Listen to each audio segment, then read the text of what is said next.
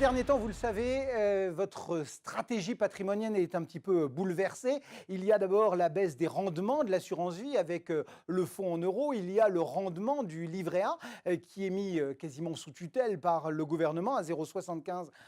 On a également, c'est un phénomène qu'on a observé au cours des derniers mois, un goût prononcé des Français pour un nouveau type de placement, les dépôts à vue, finalement votre compte courant qui n'est pas rémunéré. Face à tout cela, on a un corollaire de la croissance, c'est-à-dire une remontée de l'inflation. Et du coup, eh bien, les stratégies patrimoniales que vous avez pu faire bâtir ces derniers mois, ces dernières années, eh bien, vont être impactées, d'autant que le marché, on l'a vu ça ces dernières semaines, est de moins en moins linéaire.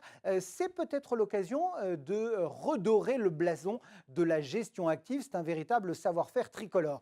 Pour mettre en lumière tout cela, BFM Business, qui a un positionnement unique au cœur de cet écosystème, va être l'architecte du sommet BFM Patrimoine. Et pour nous accompagner dans cette aventure, la CNCGP, son président est avec nous. Bonjour Benoît Lombard. Bonjour Cédric.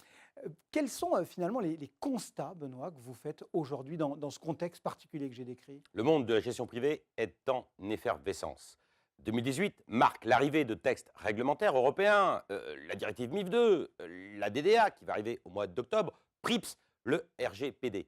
Toute cette avalanche réglementaire fait que, conjuguée à la digitalisation de nos process, de nos parcours clients, nous devons nous questionner pour demain. Il y a donc un événement fédérateur, qu'on veut fédérateur ensemble, qui va se tenir le jeudi 6 décembre prochain. Ce sera au Conseil économique et social et environnemental. Qu'est-ce qui vous a séduit, vous, l'homme de patrimoine? En quoi est-ce que vous vous êtes reconnu finalement dans cette proposition de BFM Business? Nous avons, la Chambre nationale des conseils de gestion de patrimoine a voulu s'associer avec BFM Business afin de fédérer l'ensemble des acteurs régulés, des acteurs normés, mais des acteurs libres pour répondre aux enjeux de demain.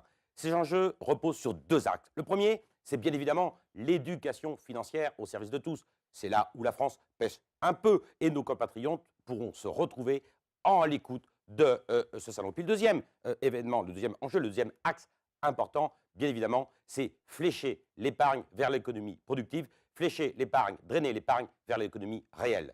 Retenez donc cette date du 6 décembre 2018. Ce sera au Conseil économique, social et environnemental. BFM Business délocalisera son antenne pour mettre la gestion de patrimoine au cœur de l'actualité avec la complicité de nombreux médias du groupe. Je vous donne donc rendez-vous le 6 décembre prochain au Palais des Sports.